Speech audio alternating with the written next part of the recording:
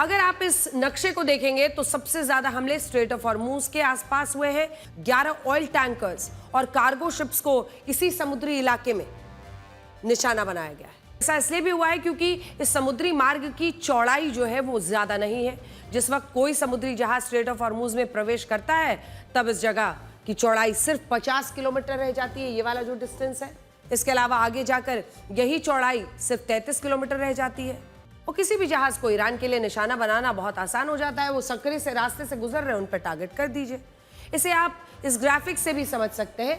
ये देखिए, जब आप यहाँ से इस खाड़ी से एग्जिट कर रहे हैं तो 50 किलोमीटर के आसपास का ये पॉइंट है, लेकिन यहाँ से जैसे ही आप आगे बढ़ते हैं आप बिल्कुल चंगुल में आ जाते हैं। ये 33 किलोमीटर की दूरी है सिर्फ, ये जो स्ट्रेट है।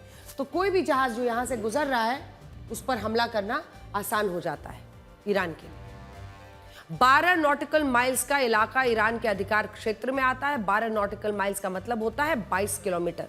अब यहां समस्या यह है कि स्ट्रेट ऑफ हॉर्मूज की चौड़ाई एंट्री और एग्जिट पर 50 किलोमीटर है, लेकिन 22 किलोमीटर का अगर आप देखें, इसमें 22 किलोमीटर का जो इलाका है वो ईरान के अधिकार क्षेत्र में है। हालांकि ऐसा नहीं है कि इस चुनौती का कोई समाधान नहीं है। अगर सऊदी अरब और यूएई चाहें तो वो बिना स्ट्रेट ऑफ हॉर्मूज का इस्तेमाल किए अपना कच्चा तेल अलग अलग देशों में भेज सकते हैं।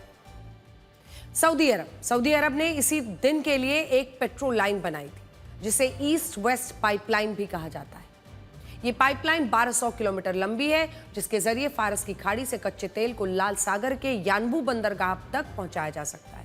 अगर सऊदी अरब चाहे तो वो हर दिन इस पाइपलाइन से 50 लाख बैरल कच्चा तेल लाल सागर में पहुंचा सकता है और वहां से ये तेल दुनिया के अलग अलग देशों में पहुंच सकता है।